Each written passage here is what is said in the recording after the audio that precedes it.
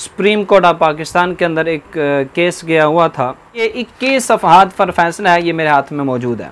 ताकि कादियानियों को मजीद सहूलत फराहम कर दी गई कि जिस जुर्म का वकूअ 2019 में हुआ उस पर इस कानून का इतलाक नहीं होता। ये कुरान ने जिनके लिए फरमाया वो हैं जो पहले काफिर थे। मुल्जिम के खिलाफ मुकदमा कायम नहीं किया जा सकता था, मतलब तकसीम करते रहे। क्यों? उनका अपना इदारा है। इस कानून के अंदर दिखा दे कहाँ है कि अपने इदारे के अंदर बैठकर वो ये सब कुछ कर सकते हैं। फरमाते हैं इनके अंदर डॉक्टर मोहम्मद अशरफ आसिफ जलाली सरबराह तहरीक लब्बैक पाकिस्तान है। अल्लाह पाक इसका मुहाफिज है, अल्लाह पाक इसकी हिफाजत करेगा, अल्लाह पाक करने वाला है। यानी अल्लाह पाक करेगा, तुम्हें क्या हो गया, तुम किधर आ रहे हो? पाकिस्तान का आईन है, इसके शहरियों पर उसकी पासदारी लाजिम है। कोई नहीं करेगा सजा मिलेगी। ये जो हमारे कायदीन की तरफ से अब जो फैसले आए हैं इस केस पर मैं आपके सामने वो रख देता हूँ। गलत उन्होंने कि जुर्म तो पाया ही नहीं जा रहा, उन्होंने ऐसे कह दिया।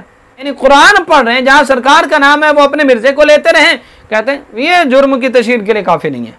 ये लफ्ज गौर करें कि वो अवामी सतह पर मुसलमानों की दीनी इस्तिलाहात कैद लगाई गई होती है। उन इबारात के अंदर वो इशारतन किनायतन इबारत में मौजूद होती हैं क़यूद, वरना हजरत इसी फतह मक्का के मौका पर। लेकिन जो गद्दार हो, जैसा कि बाद लोगों ने प्रोपेगेंडा किया है कि अब वो अपने फैसला बिल्कुल क्लियर करने लगे हैं, ये तवज्जो से सुनना। आपसे गुजारिश है कि गुफ्तगू मुकम्मल समाअत फरमाएं। वीडियो को लाइक भी ज़रूर किया करें, कमेंट्स भी किया करें, और जिन अहबाब ने सब्सक्राइब नहीं किया चैनल को अभी तक वो सब्सक्राइब कर लें जी।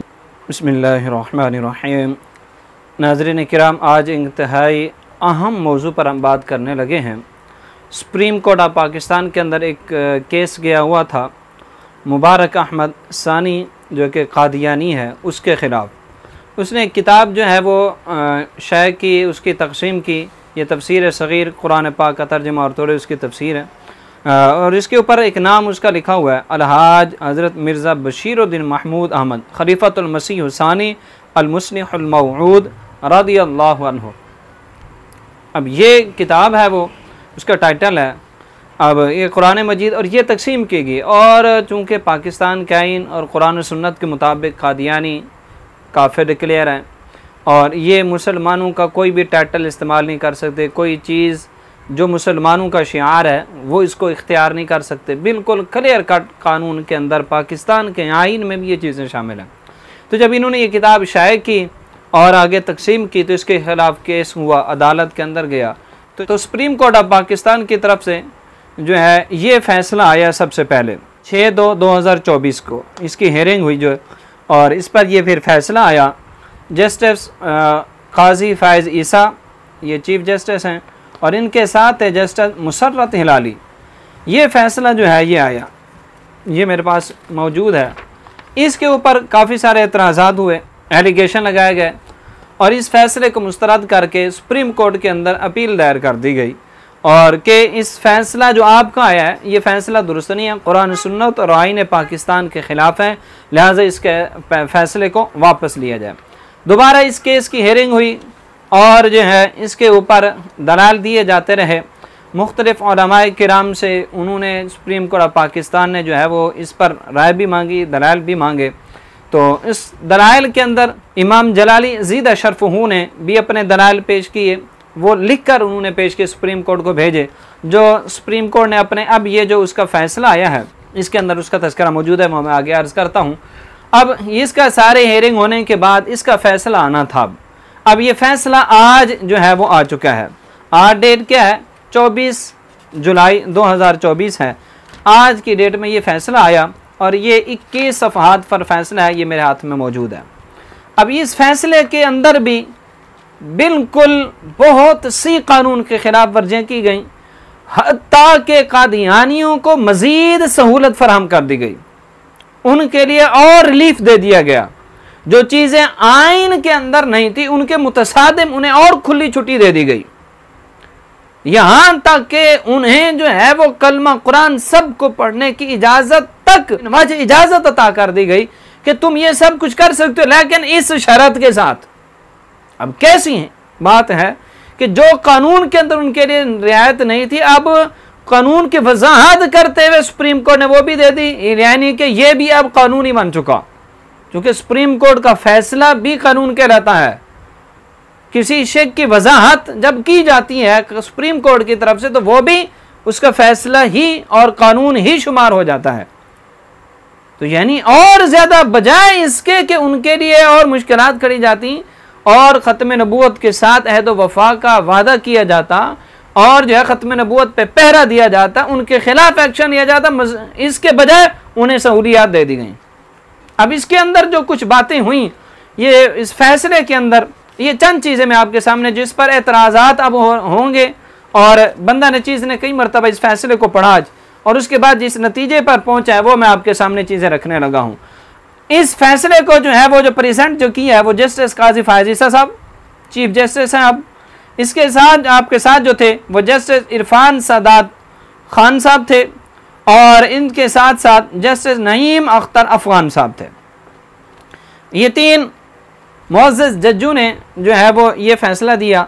आज का मुबारक सानी केस है। अब इसके अंदर आगे चलकर शिक नंबर 6 के अंदर जो इसका पैरा नंबर 6 है उसमें ये कहते हैं, ताहम आइन ने तय किया हुआ है कि जिस जुर्म का वक़ू 2019 में हुआ उस पर इस कानून का इतलाक नहीं होता जो 2021 में बनाया गया। आइन की दफ़ा 12 कहती है, आगे वो एक आइन का हवाला दे रहे हैं, यानी 2019 में जुर्म हुआ तो 2021 में, भाई कानून तो ख़त्म नबूवत का 1974 में पाकिस्तान में बनाया और कुरान और हदीस ने तब से आज से 1400 साल पहले से और पाकिस्तान के आइन में है और आपने अगले सफात के अंदर जाकर उसको लिखा भी है कि जो है वो पाकिस्तान का आइन कुरान और सुन्नत के मुताबिक बनाया जाएगा। तो कुरान और सुन्नत तो ये नहीं कहता कि कब, यानी रिलीफ शुरू से उनको दिया जा रहा है कि इतलाक ही नहीं होता, बनाया जा सकता, लिहाजा ये केस नहीं चल सकता। आगे वो कहते हैं ये उसूल शरीयत के भी आइन मुताबिक है, ये जो जुर्म पहले हुआ बाद में आया कानून तो अब जो है ये उसको सजा नहीं दी जाएगी। कुरान शरीफ ने मुतअद्दिद मकामात पर अहकामात देते हुए इल्ला मा कद सलफ, अलबत्ता जो कुछ पहले हो चुका वो हो चुका का इस्तिस्ना जिक्र किया है। ओ भाई साहब, जस्टिस साहब काम नहीं कर दी। ओ जनाब, ये कुरान ने जिनके लिए फरमाया वो हैं जो पहले काफिर थे, कानून पहले था ही नहीं। यहां खत्म नबूवत का कानून 1400 साल से मौजूद है, 1974 में बन गया, जुर्म हुआ 2019 में, कहां 1974 और 2019। और फिर वहां उनके लिए यह है कि उन्होंने जुर्म को छोड़कर अब इस्लाम में दाखिल हो गए।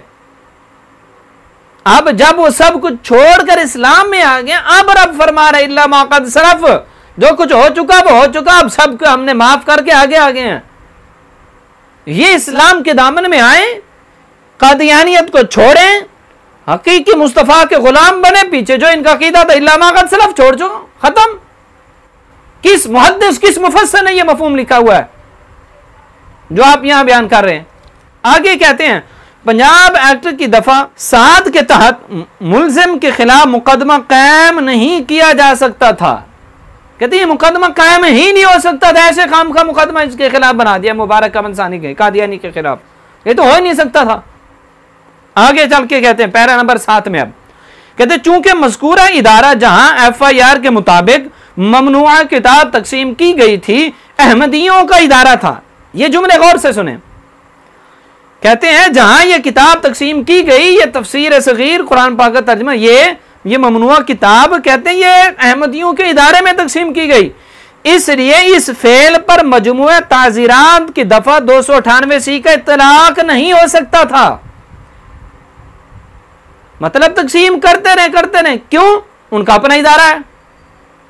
ये मेरे पास पाकिस्तान पैनल कोड 1860 मौजूद है, इसके अंदर ये शिक है जिसका ये हवाला चीफ साहब दे रहे हैं 298C, ये 298C है।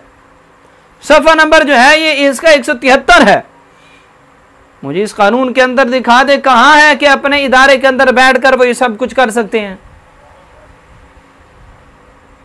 अपने इदारे में बैठकर कर सकते हैं, ये कहां है? कोई इशारतन किनायतन चलो मुझे दिखा दें कि जिसे अखज़ करें कि भी हाँ जी, जिसका मतलब ये बनता हो कि अपने इदारे में बैठकर तो चल कर सकते हैं। जिसकी ये तशरीह बनती हो? कहाँ है लफ्ज़? ये तवालत के पेश नज़र मैं इबारत नहीं पढ़ रहा।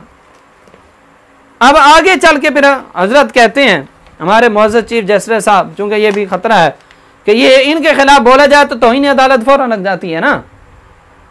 कुरान और हदीस के खिलाफ, आका के खिलाफ खत्म नबुव्वत जो कुछ होता रहा कोई फ़र्क नहीं। ये आगे जो है पैरा नंबर 12 में जाकर ये किबला इमाम जलाली सीधा शर्फ हूँ का तज़किरा करते हैं कि जिन्होंने इस पर दलाइल हमारे पास जमा कराए हैं, तो फरमाते हैं इनके अंदर डॉक्टर मोहम्मद अशरफ आसिफ जलाली सरबराह तहरीक लब्बैक पाकिस्तान। अब इसको ये भी नहीं पता जो उन्होंने जमा कराया तो उसके नीचे तहरीक लब्बैक या रसूल अल्लाह लिखा हुआ था। इनको पता नहीं या रसूल अल्लाह से कोई तकलीफ है शायद, जो वो काट के आगे पाकिस्तान लिख दिया। अब जो है ये डॉक्टर साहब का, चूंकि इमाम जलाली ज़िदा शरफू ने पूरे दलाइल सुप्रीम कोर्ट में जमा कराए थे कि इनको पढ़ो और अकल करो और जो है ये अपना फैसला वापस लो। तो इमाम जलाली का ये एजाज़ है, अल्लाह पाक उनका कबूल फरमाए। और मेरी जो मालूमात में है कि तहरीक लब्बैक पाकिस्तान ने भी इसके अंदर फरीक बनने की अपील वगैरह दायर की थी और वो मामलात हुए थे, लेकिन उसका तज़किरा तक इसके अंदर नहीं है। ये ज़्यादती ज़रूर है।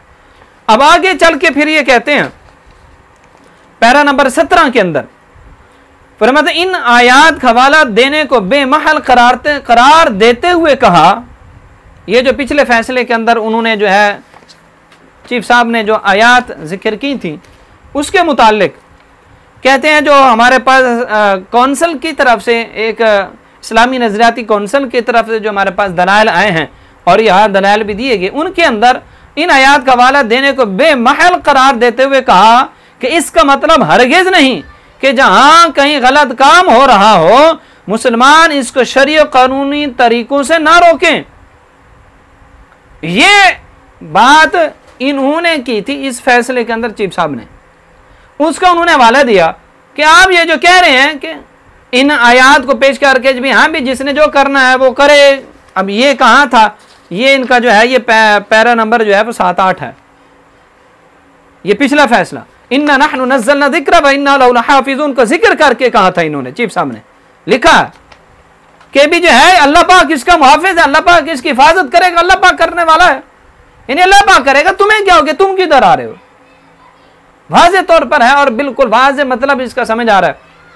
अब ये जो उन्होंने कहा था, अब चीफ साहब इस पर क्या लिख रहे हैं, कैसे ऐसा लिखते हुए इस बात पर गौर नहीं किया गया, यानी ये जो करार दिया गया कि आपने इस आयत का मतलब गलत निकाला है, चीफ साहब कह रहे हैं कि ये कहते हुए कि मतलब गलत निकाला है, ये लिखते हुए इस बात पर गौर नहीं किया गया कि अदालत ने किसी को शरई और कानूनी तरीका इख्तियार करने से रोका नहीं था भी। तो जनाब और क्या इसके अंदर मतलब था आपका कि रब हिफाजत करने वाला है, रब ही सब कुछ करेगा,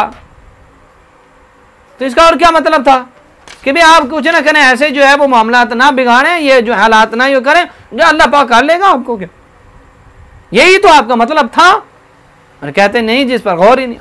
आगे कहते कौंसल ने दीन के मामले में जबर की ममानियत को तस्लीम किया, इन्ना ला इकराह फी दीन का हवाला देते हुए ये पिछले फैसले में इन्होंने कहा था कि जो है वो जबर नहीं है किसी को, तो लिहाजा वो करते हैं तो तुम ज़बरदस्ती उन्हें क्यों रोकते हो, इस तरह की बातें उन्होंने की थी इसके अंदर।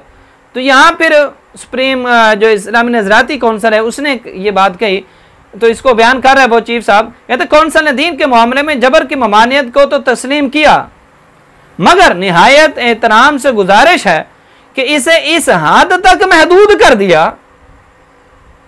कहते महदूद किसने, कौंसल वालों ने महदूद कर दिया कि किसी को इसकी मर्जी के बगैर इस्लाम कबूल करने पर मजबूर ना किया जाए।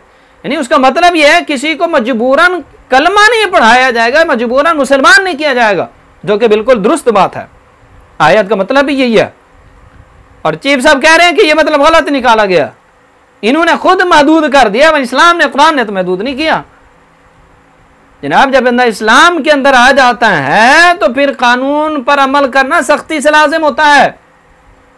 एक पाकिस्तान का आईन है, इसके शहरियों पर उसकी पासदारी लाजिम है, कोई नहीं करेगा सजा मिलेगी।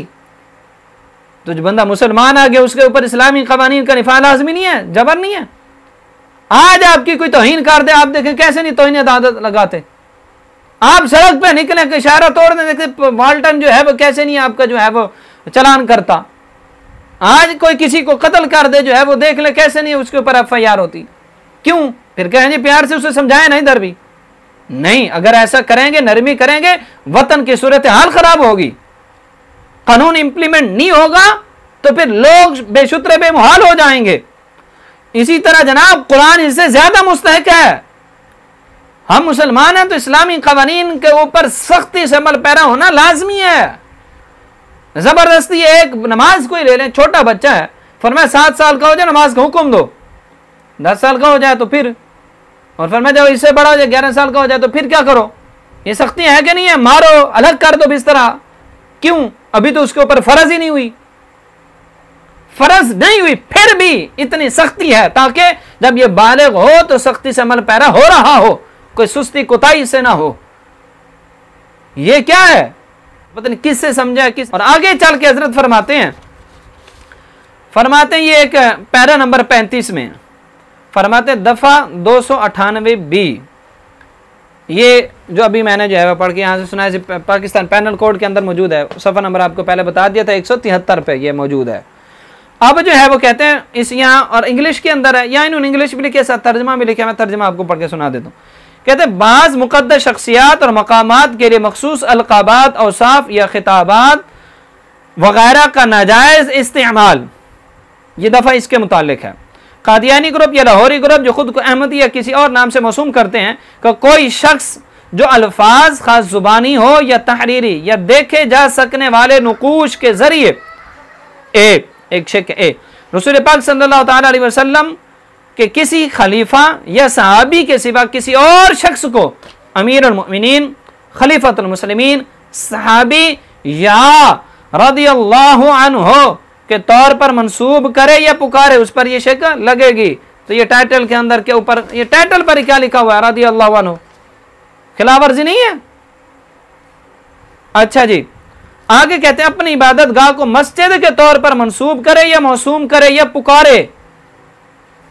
जो मंसूब करेगा, अब मुझे ये सिर आगे चूंकि आपने बात लिखी तो यहां मैं इशारा कर रहा हूं, जो मंसूब करेगा वो बाहर ऐलान करता फिरता रहेगा आवाम में, उसने घर में बैठ के चीज को मंसूब करना है। अब इसका क्या मतलब है? आगे बढ़ रहा हूं, इशारा किया था, आगे समझाता हूं।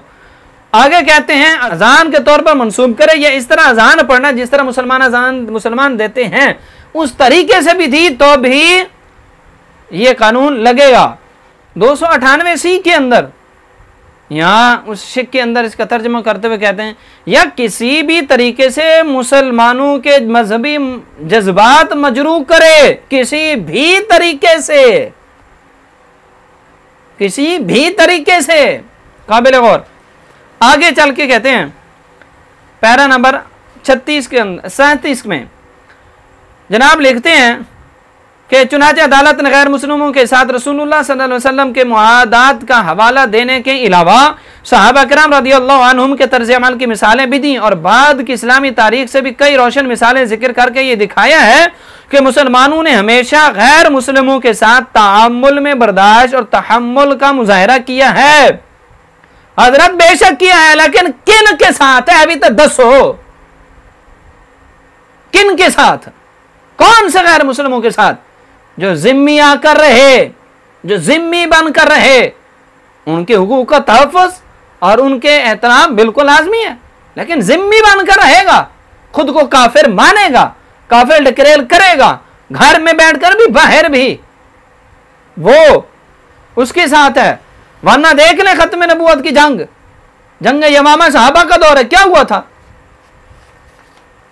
आगे बढ़े 40 नंबर पैरे के अंदर लिखते हैं जिन इंतजामी अहकामात को इस मुकदमे में चैलेंज किया गया था उनका इतलाक अहमदियों के सिर्फ उन अफ़आल पर होता है जो वो अवामी सतह पर अंजाम दें। ये जो पीछे आपसे इशारा कर रहा था मैं नाज़रीन, अब जुमले देखें। कहते हैं ये कवानीन उस पर इतलाक होंगे जो ये काम अवामी सतह पर अंजाम देंगे, ना कि उन अफ़आल पर जो वो अपने घरों या इबादत गाहों में करें। यानी अपनी इबादत गाह में बैठकर जो मर्जी करते रहें, जो मर्जी कहते रहें, कुछ नहीं। करें, खुली इजाजत है। ये किस कानून की तशरीह की आपने? कहां इशारतन किनायतन है हजरत? हमें भी तो समझाए ना कुछ, कहां है ये कि भाई आप अंदर बैठ के अपनी इबादतगाह में बैठ के जो मर्जी कलमा भी पढ़ते रहे, अजान भी देते रहे, कुरान भी पढ़ते रहे, अपना मुसलमान भी कहते जो मर्जी कहते रहे, कहते हैं कानून का इतलाक नहीं होगा ना के ना फालबा। आगे कहते हैं 41 में, कहते इस मुकदमे में अहमदी मुलजिम पर इल्जाम यह था कि उसने अपनी इबादत गाह के अंदर, ये पिछले एक जो है ना वो उसका हवाला दे रहे हैं, पीछे एक मुकदमा चला था ताहिर नकाश बनाम रियासत, ये मुकदमे का उन्वान था, उसके अंदर जो चीज़ थी वो बयान करें। कहते उस मुकदमे में अहमदी मुलजिम पर इल्ज़ाम ये था कि उसने अपनी इबादत गाह के अंदर कलमा तैयबा लिखा हुआ था और कुरान मजीद के नुस्खे रखे थे, और इस बिना पर इसके खिलाफ न सिर्फ मजमू ताज़ीरात की दफ़ा 298B और 298C के तहत, बल्कि दफ़ात 295B तौहीन कुरान और 295C तौहीन रिसालत के तहत भी मुकदमा दर्ज किया गया। तो सुप्रीम कोर्ट ने क्या कहा? ये जो दफात लगाएगी ये पैनल कोड के अंदर मौजूद है। वक्त नहीं, मैं लंबा नहीं करना चाहता इसलिए इख्तिसार कर रहा हूँ। 295B तर्जमा मैं उसको पढ़, अरबी उन्होंने इंग्लिश भी दी हुई है, उर्दू भी, उर्दू पढ़ के दे रहा हूँ, ये सुप्रीम कोर्ट की अपनी उर्दू है, हमारी नहीं। 295B के तहत मुजरिम के वजूद में आने के लिए जरूरी है कि मुलजिम ने कुरान मजीद के किसी नुस्खे की या इसके किसी इक़्तिबास की कसदन तौहीन की हो। ये कसदन से क्या मुराद है आपका? वो कुरान वो उठा ही नहीं सकते, वो कुरान को अपनी किताब कह ही नहीं सकते, अपनी इबादतगाह में रख नहीं सकते, सब कुछ कानून कह रहा है और आप इसकी क्या तशरीह कर रहे हैं? ये कहाँ है? मुझे दिखाएं ये पाकिस्तान पैनल। अब मुझे बताएं इसमें कहाँ है? ये पाकिस्तान पैनल कोड है, ये 200 जो है वो 95B है, कहाँ है इसके अंदर? ये 295B और ये जनाबे वाला 295B 171 सफ़े पर है, कहाँ है इसके अंदर ये लफ्ज कि कसदन तौहीन, या उसे नुकसान पहुंचाए या उसकी बेहुरमती या उसका गुस्ताखाना अंदाज में या किसी गैर कानूनी मकसद के लिए किया हो। आगे कहते हैं मातहत अदालतों ने करार दिया है कि किसी गैर मुस्लिम अहमदी की जानिब से सिर्फ कलमा, अब गौर कीजिएगा, सिर्फ कलमा या कुरान मजीद के पढ़ने से ही दफा 295C का इतलाक होगा। कहते हैं उन अदालतों ने, बाज़ अदालतों ने यह कहा है। अब ये अपना फिर चीफ साहब अपना फिर वजाहत कर रहे हैं कि उन्होंने ये जो कहा कि सिर्फ कलमा पढ़ने या कुरान मजीद पढ़ने से हो जाएगा इतलाक, ये कैसा है? तो कहते हैं ये हमारे ख्याल में ना सिर्फ बहुत खींचतान कर किया गया है, बल्कि इसमें जुर्म के बुनियादी अनासिर यानी मुजरिमाना कसद और मुजरिमाना फेल ही नहीं पाए जाते। यानी गलत उन्होंने कि जुर्म तो पाया ही नहीं जा रहा, उन्होंने ऐसे कह दिया। वाह वाह वाह चीफ साहब, क्या कमाल तशरीह किया आपने। और कहते सिर्फ वो कुछ जो कुरान मजीद की तिलावत के वक़्त किसी गैर मुस्लिम ज़हन में पाया जाता है, इस जुर्म की तश्कील के लिए काफ़ी नहीं। यानी कुरान पढ़ रहे हैं, जहाँ सरकार का नाम है वो अपने मिर्जे को लेते रहें, कहते हैं ये जुर्म की तश्कील के लिए काफ़ी नहीं है। वाह वाह। आगे 42 नंबर पैरा जो है इसके अंदर कहते हैं आईन और कानून के मुताबिक अपने मजहब पर अमल पैरा होने और इसके इजहार और इसकी तबलीग का हक इस शर्त के साथ हासिल है। ये देखिए कितने बड़ा रिलीफ दिया जा रहा है, पहले भी गुजरा पैरा अल्फाज, अब यहां कहते हैं इस शर्त के साथ उन्हें यह हक हासिल है कि वो अवामी सतह पर मुसलमानों की दीनी इस्तिलाहात इस्तेमाल नहीं करेंगे। ये लफ्ज गौर करें कि वह अवामी सतह पर मुसलमानों की दीनी इस्तिलाहात इस्तेमाल नहीं करेंगे, ना ही अवामी सतह पर खुद को मुसलमानों के तौर पर पेश करेंगे। ताहम अगली एक वारदात देखें, ताहम अपने घरों, इबादत गाहों और अपने निजी मखसूस इदारों के अंदर उन्हें कानून के तहत मुकर्रर करदा माकूल क़यूद के अंदर, कौन से क़यूद? घरों, इबादत गाहों और निजी मखसूस इदारों के अंदर, वहां यह कायद है कि वहां ये घर की खलवत का हक हासिल है कि वहां ये दीनी इस्तिलाहात, मुसलमानों की इस्तिलाहात इस्तेमाल कर सकते हैं, हक हासिल है। अस्तगफिरुल्लाह। ये इस कानून के पैनल के अंदर कहाँ है? ये तशरीहात करके जस्टिस साहब ने कादियानियों को बड़ा रिलीफ दे दिया है कि बाकी अंदर बैठकर जो मर्जी करते हैं, बस अवाम में आकर ये ना करें। यानी बाहर मुसलमानों के अंदर बैठकर, अपने लोगों के साथ बैठकर, अंदर बैठकर जो मर्जी इस्लाम के दजिया माजला जो कुछ मर्जी करते रहें, इजाजत है उन्हें, हक हासिल है। वाह जी वाह। आगे पैरा 44 में कहते बल्कि ये जो कह रहे हैं ना कि जो कैद लगा रहे हैं कि घर के अंदर बैठ के बात, ये इसके बारे में बात करते हुए वो कह रहे हैं, कहते हैं फ़िक़्ही इबारात में भी जब कोई बात बज़ाहिर मुतलक जिक्र की जाए तो दर हकीकत इस पर कई क़यूद आयद होती हैं और फ़िक़्ही उसूल और जुज़इयात का इल्म रखने वाले लोगों के लिए ये बात वाज़ेह होती है। मशहूर हनफी फ़क़ीह अल्लामा इब्न आबिदीन शामी रहमहुल्लाह ताला ने वाज़ेह किया है कि फ़ुक़हा की इबारात एक किताब में बगैर किसी कैद की होती है, लेकिन किसी और किताब में इसकी क़यूद का जिक्र होता है। हजरत वो जो कैद लगाई गई होती है उन इबारात के अंदर वो इशारतन किनायतन इबारत में मौजूद होती हैं क़यूद, वाज़ेह तौर पर क़यूद नहीं होती, सराहतन नहीं होती, इशारतन किनायतन किसी अंदाज के अंदर वो क़यूद मौजूद होती हैं, जिसकी वजह से फिर वो क़यूद जो है वो उलमा फ़ुक़हा उससे निकालते हैं, खुद से नहीं, उसके अंदर इशारतन सब कुछ मौजूद होता है, ये उसके मफ़हूम के अंदर मौजूद होती हैं वो क़यूद, तब जाके ये होता है। या क़यूद तब लगाई जाती हैं जब उसके बगैर मसला वाज़ेह ही ना होता हो। और आप किधर गलत उसका मतलब ले रहे हैं। ऐसे नहीं कि जिसके अंदर मर्जी क़यूद लगा दो, वरना फ़ुक़हा का उसूल अल मुतलक़ यजरी अला इतलाक़ ही। हाँ जी, आगे पैरा नंबर 47। अब यहाँ फिर आयत कुरान लिखी वमा अरसलनाका इल्ला रहमतल लिल आलमीन, उसका तर्जुमा लिखा, फिर कहते हैं आपकी रहमत के इज़हार सिर्फ अपनों के लिए ही नहीं बल्कि दुश्मनों के लिए भी और चिड़ियों और जानवरों नबातात तक के लिए था। यानी ये रहमत का दर्स दे रहे हैं, आका की रहमत है तो लिहाजा आप भी इनके साथ रहमत के साथ पेश है, गद्दारों के साथ रहमत। आगे एक हवाला दे रहे हैं, एक वाक़या फतह मक्का के बाद जिन लोगों को खदशा था कि रसूलुल्लाह सल्लल्लाहु अलैहि वसल्लम इनको सजाएं देंगे, उनमें एक सफ़वान बिन उमैया भी थे कि वो कश्ती में सवार होकर जाने वाले थे। हज़रत उमर बिन वहाब ने रज़ियल्लाहु ताला ने उनको उन तक पहुंच गए और उन्हें जो है वापस बुलाए। ये सारा हवाला दे रहे हैं। हजरत वो खुद को काफिर मान रहे थे, वो डर रहे थे, भाग रहे थे। फिर सिला रहमी और मोहब्बत, और सरकार ने फिर जो है वो माफी का ऐलान भी कर रखा था, तब इसलिए ये किया गया।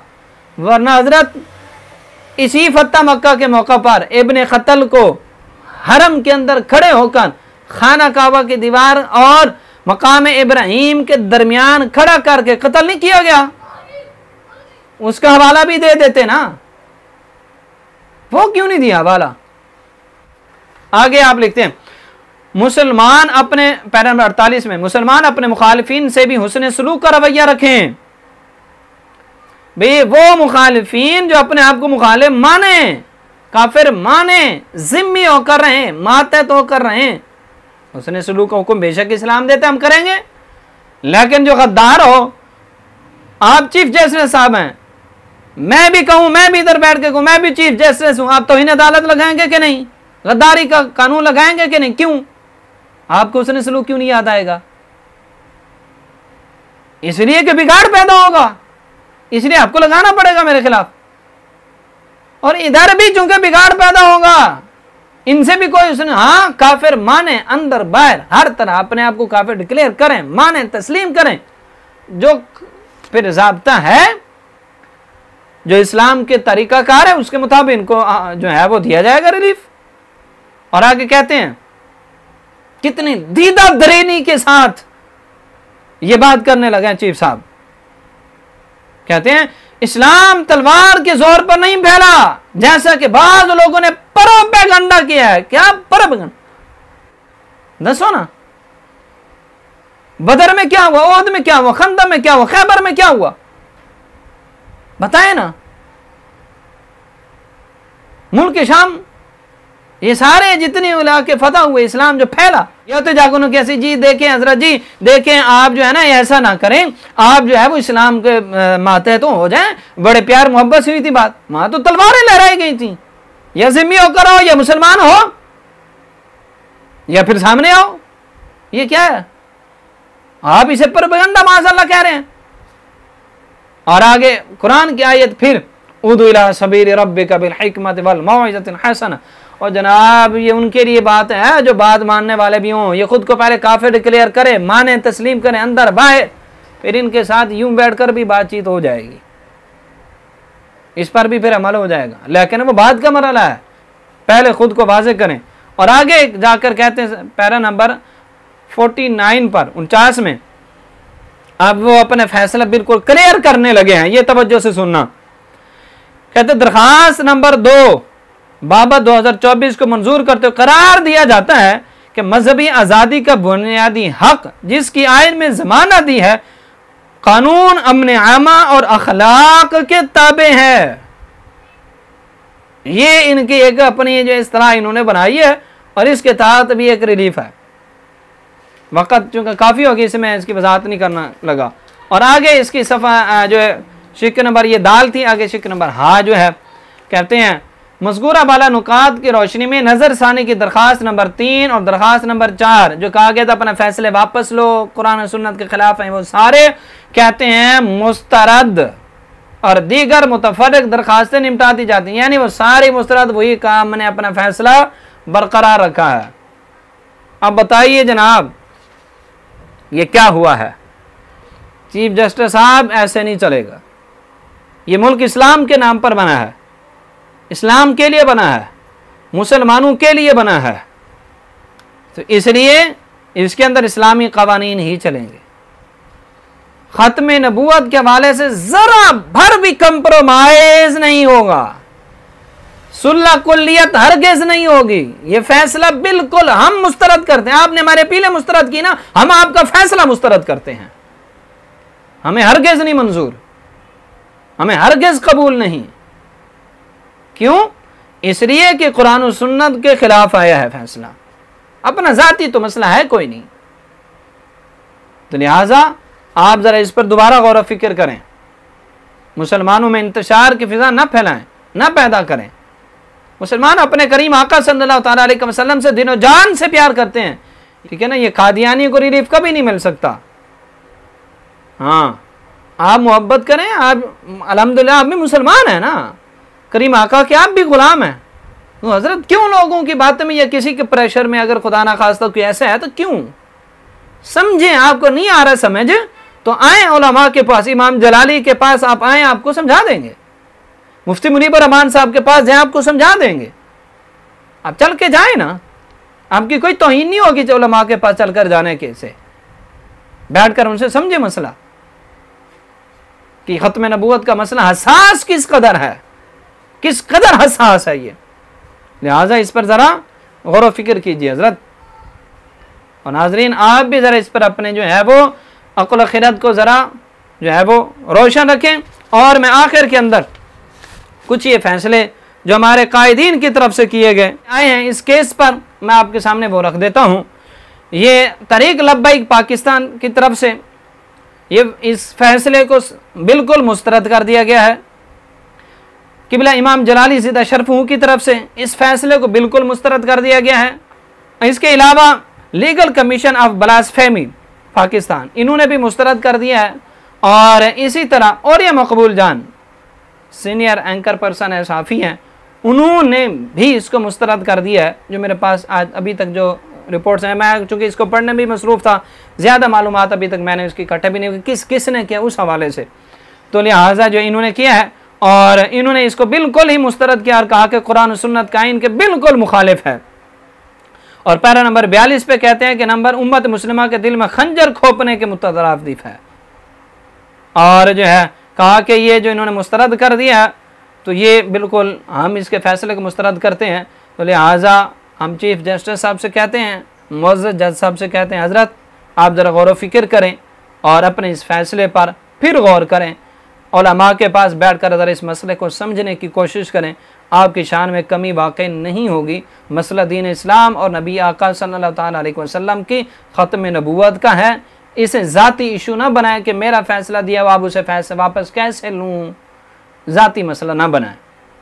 दीन का मसला है, आप भी अल्हम्दुलिल्लाह मुसलमान हैं, तो लिहाजा इस पर ज़रा गौर व फिक्र ज़रूर फरमाएं।